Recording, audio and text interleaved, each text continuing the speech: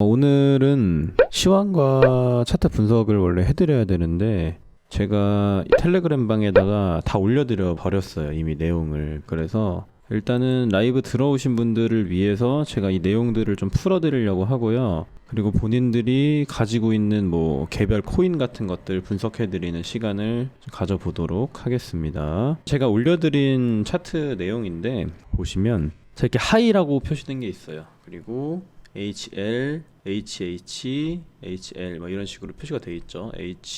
HLH, LL 이렇게 표시가 되어 있는데 이게 뭘 뜻하냐면 하이로, 하이어 로우라는 거예요. 목이 왜 이렇게 나가냐? 하이어 로우, 이거는 하이어 하이라는 겁니다. 이게 어떤 얘기냐? 고점이 높아지는 파동이 발생할 때마다 하이어 하이라는 어떤 뭐 표식을 남겨놓는 거죠. 그리고 저점이 또 높아질 때마다 하이어 로우라고 이렇게 표식을 하나씩 남겨줍니다. 그러면 이 비트코인이 상승 동력이 점점 강해지고 있는지 약해지고 있는지 우리가 체크를 해볼 수가 있는 부분이거든요. 이 부분을 사실 많은 트레이더들이 간과를 하고 있어요. 그러니까 어떤 식으로 간과를 하냐면 그냥 지지저항선만 그어놓고 그 부분에 닿으면 가격이 빠질 거다, 저항선에 닿으면 올라갈 거다, 이런 식으로만 분석을 하는데 사실 고점과 저점이 높아지고 있는지 낮아지고 있는지 이거를 체크하는 부분도 굉장히 중요하단 말이죠. 무튼간에 제가 이 표시를 해서 여러분들한테 설명드리는 이유도 간단합니다. 지금은 고점이 이렇게 한 차례 낮아진 상태이기 때문에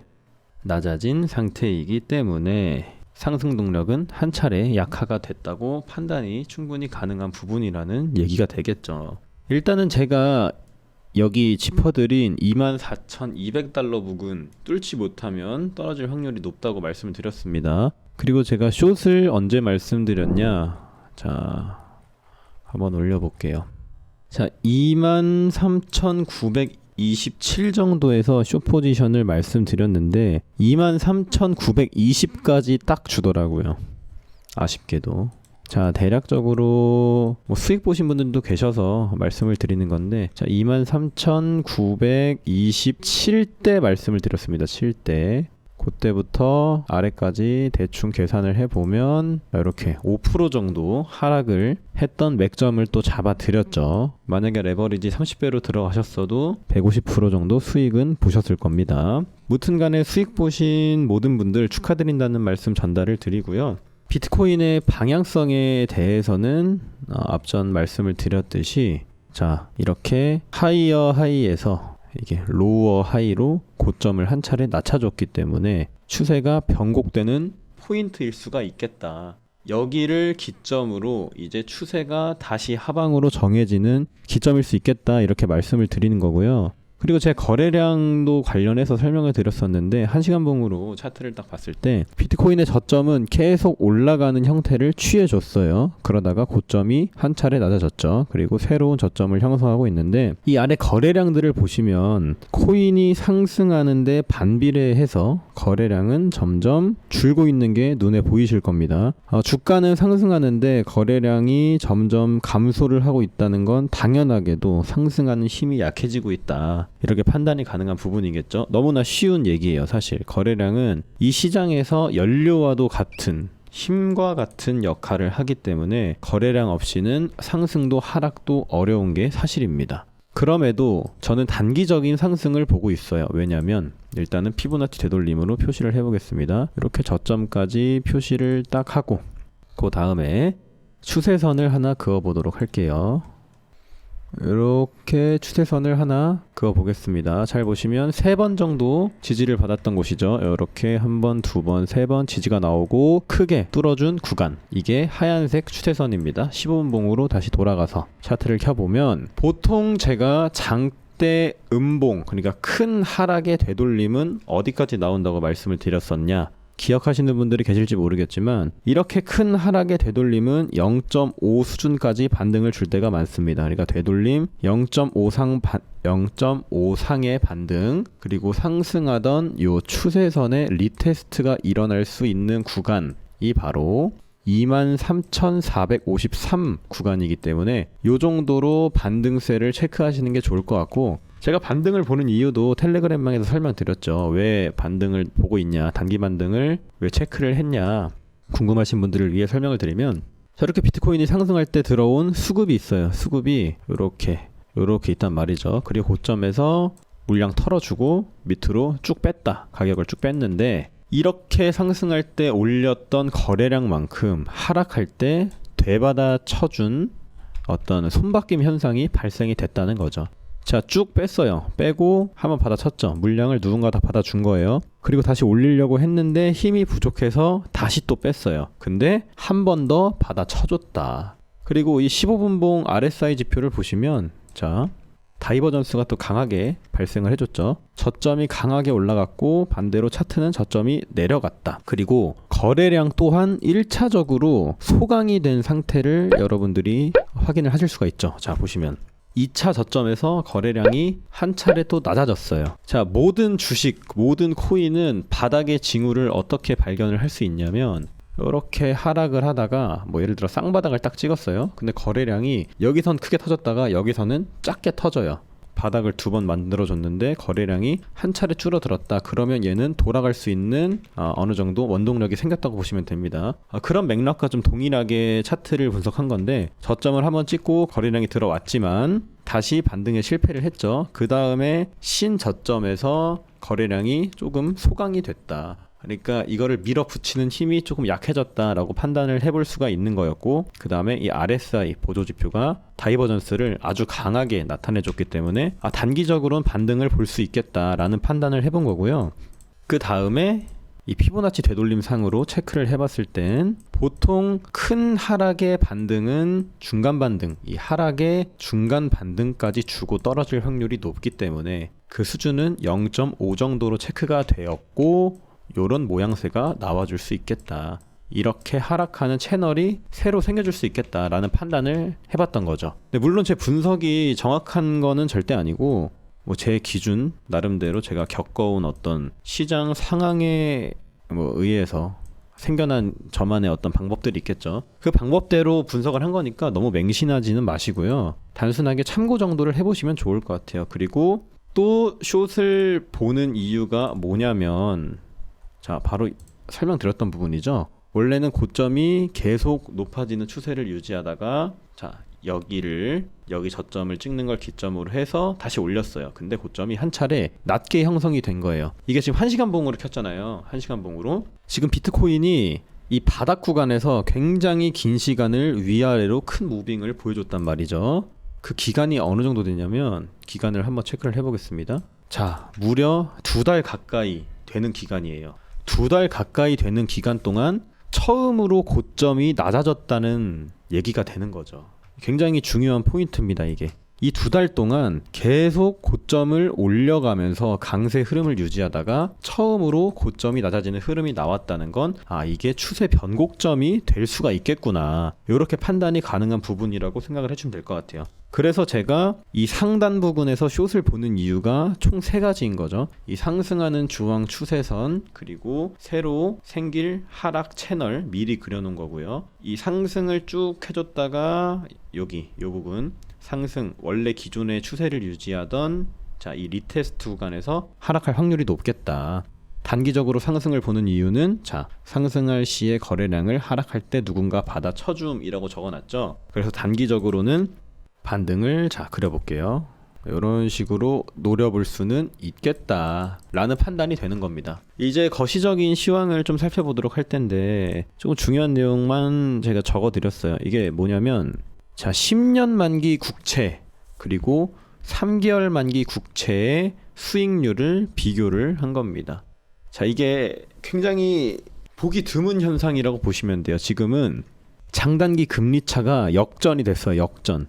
장단기 금리 차가 역전이 됐다. 그러니까 우리가 보통 은행에 갑니다. 은행에 가서 기간이 긴 적금 상품을 만들었어요. 보통 기간이 긴 적금 상품은 당연히 이자가 더 강하죠. 그동안 내가 가지고 있는 돈을 뭐 예를 들어서 10년 적금을 들었다. 그 10년 동안 은행에다 아예 맡겨버리는 대신에 큰 이자를 받겠다는 약속을 하고, 뭐 예를 들어서 뭐 10년이든 7년이든 8년이든 그렇게 긴 기간에 뭐 예금 적금을 드는 거잖아요. 그렇기 때문에 이 10년물 국채 만기물도 똑같아요. 그러니까 기간이 길면 길수록 원래는 수익률이 더 강해야 되는데 지금은 3개월짜리가 수익률이 더 좋아졌다라는 얘기인데 이게 굉장히 중요합니다. 자, 경기가 나쁜 경우엔 장기채는 불확실성이 크기 때문에 단기채로 옮겨갈 수 있어요. 당연히 옮겨갈 수 있는데 경기가 나빠도 보통 일반적이라면 금융자산의 특성상 아무리 단기채 수요가 증가한다고 해도 장단기 금리가 역전되는 것은 발생하지가 않습니다. 이게 정상적인 경기의 흐름이에요. 장단기 금리차 역전은 매우 특이한 이례적인 일이다. 정말 장래의 경기를 매우 부정적으로 예측하는 경우에 일어나곤 하는 현상이라고 봐주시면 되는데 지금 그 장단기 금리차가 역전이 됐다고 보시면 됩니다. 10년짜리랑 3개월짜리가 역전이 됐다는 건 엄청나게 미래 경제 전망을 안 좋게 보는 사람이 많다는 얘기가 되는 거죠. 그리고 제가 비트코인의 상승을 또 보고 있지 않은 이유가 뭐냐면 암호화폐 전체 거래소들의 거래 볼륨, 거래 대금이 떨어지고 있어요. 이게 어떤 얘기인지 이제 말씀드릴게요. 그려서 설명을 드리도록 하겠습니다. 이게 뭐야? 이게 왜 있는 거지? 이제 겨우 시작일 뿐입니다. 이거 왜 있는지 아시는 분? 아무튼 설명을 드려볼게요. 암호화폐가 2021년 정도였나요? 2021년 정도죠. 고점 이렇게 형성을 했어요. 크게. 그 다음에 더블탑을 그려줬죠. 22년도 정도에 요때를 얘기하는 겁니다. 이렇게 더블탑을 그리고 지금 빠지고 있는 상황인데 이때 암호화폐 시장의 거래 대금이 어떻게 됐었냐면 거래 대금이 이렇게 늘어나고 있었어요. 전체 거래소들의 거래 대금이. 근데 지금 바닥권에서 이렇게 흐르고 있죠. 지금 거래 대금이 똑같이 이렇게 떨어지고 있어요. 이 데이터는 제가 이따 찾으면 보내드릴 건데 따로 준비를 안 해와서 그냥 그리면서 설명드리는 겁니다. 이렇게 떨어지고 있단 말이에요. 거래 대금이. 거래 대금이 실려야만 시장이 살아날 수 있다는 건 제 방송을 보신 분들은 모두들 알고 계실 부분이라고 생각을 합니다. 왜냐하면 거래량은 힘이에요. 힘. 이렇게 2021년도, 22년도에 거래대금이 증가하는 추세를 보였다가 바닥권으로 왔는데도 거래대금이 이렇게 떨어지고 있는 상황이면 확실히 시장의 분위기는 많이 죽어있다라는 판단이 가능한 거고 반대로 지금 이 바닥권에서 암호화폐 전체 거래대금이 느는 양상이었다면 저는 당연히 상승을 얘기를 했을 겁니다. 근데 여러 가지 데이터, 차트 분석 그리고 거시경제를 보더라도 상승을 할 이유가 없다는 얘기가 되겠죠. 저는 경제 위기가 올 거라고 보는 입장이고 이 경제 위기를 피해갈 수는 없다는 입장을 고수를 할 겁니다. 물론 제 의견에 반하시는 분들도 계실 텐데 저는 확실하다고 봐요. 지금 긍정적인 시그널을 발견하신 분들은 한번 채팅창에 쳐주셔도 제가 그거에 대해서 한번 같이 이슈를 다뤄보는 시간을 가지면 좋을 것 같거든요. 언제든지 다른 이견이 있으신 분들은 저한테 말씀을 해주시면 제가 그거에 대해서도 설명을 드려보도록 하겠습니다. 자, 그리고 머스크가 43억어치의 테슬라를 또 팔았다. 이 형님도 고점을 참 잘 판독을 하시죠. 머스크가 팔 때를 좀 유심히 지켜보시길 바랍니다. 참 고점에 잘 파시는 분이에요. 그리고 제가 한 가지 올려드렸던 게 블랙록 CEO 있잖아요. 찾으려면 시간이 좀 걸릴 것 같은데 그거 한번 찾아봅시다. 그리고 제가 하락할 거라는 거 계속 이거 보여드렸잖아요. 응? 시장에는 다시 롱포지션 베팅이 많아진 상황, 여설적으로 많은 롱포지션은 추가적인 상승에 제한될 때가 많다. 그리고 미그놀렌님 데이터 분석 굉장히 잘하시는 분인데 이분이 또 올려주신 데이터도 올려드렸었죠. 가격은 상승하는데 매수세는 꺾이고 있다고, 하락할 확률 높다. 오늘 시장 내용 정리해보면 매수세는 낮아지고 있다, 롱포지션 너무 많다, CPI 앞두고 매수세 붙어주기 힘들 것으로 보인다, 차트상 저항 라인이다, 거래량 다 쓰였다. 충분히 설명을 드렸어요. 그 다음에 어떻게 됐나요? 이렇게 된 거죠. 이렇게 딱 빠진 겁니다. 제가 드리고 싶은 말씀이 뭐냐면, 그래서 중요한 게 분석하시는 분들이 어떤 분은 차트만 보시고 어떤 분은 거시경제만 보시고 두 분류가 나뉘거든요. 거시경제를 보시는 분들은 야 차트가 말이 되냐, 그거 다 뭐 세력이 움직이는 거고 선 다 뚫고 올라가던데 그게 뭐 말이 되냐, 이렇게 말씀을 하시는 분들은 차트를 무시하죠. 반대로 차트만 보시는 분들은 야 거시경제는 차트에 다 녹아있어, 이렇게 얘기를 합니다. 말이 안 되죠. CPI 발표에 따라서 우주방어선 다 뚫고 내려가고 저항선 다 뚫고 올라가고 이러는데 거시경제랑 상관없어 라고 말하는 건 어폐가 있죠, 사실. 그래서 제 생각에 바른 정신을 가지신 분이라면 양쪽의 방향성을 다 열어두고 다 참고를 하는 게 맞다고 생각을 해요. 그러니까 편파적인 어떤 사람이 되면 안 된다는 거죠.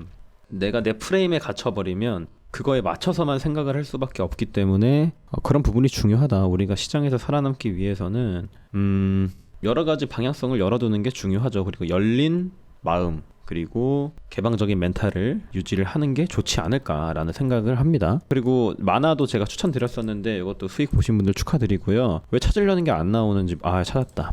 블랙락의 레리 핑크 CEO가 굉장히 고점을 잘 판독을 합니다. 이분이 10조 이상의 자산을 보유하고 있죠. 그리고 세계 최대 자산 운용사예요. 이 블랙락의 레리 핑크 CEO는 지난주에 자신의 주식을 8% 추가로 매각을 했습니다. 근데 이게 코로나 이후 가장 큰 주식 판매며 그의 마지막 가장 큰 주식 판매는 코로나 쇼크 직전이었습니다. 자, 이거를 나스닥으로 살펴보면요. 일봉으로 볼게요. 지금 판 거예요. 지금 요 자리에서 판 거죠. 요 자리에서 팔았고 그 다음에 요때 팔았습니다. 이 레리 핑크 CEO가 매도 타점이 예술이에요. 예술. 요때 팔았고 요때 팔았는데 과연 이번에도 그분의 매도 타점이 맞아 떨어질 수 있을지 궁금한 부분이고요. 그리고 제가 나스닥은 이렇게 흘러갈 거라고 대충 그려놨는데 지금 보이시죠? 이렇게 떨어지고 있는 거. 떨어지더라도 한번 반등 주고 다시 떨어질 것으로 예상을 하고 있는데 나스닥은 위험자산의 대장이죠. 나스닥이 떨어지면 당연히 비트코인도 떨어질 수밖에 없다는 점을 여러분들이 꼭 기억을 해두시길 바라겠습니다. 그 다음에 설명드릴 부분을 또 찾아볼게요.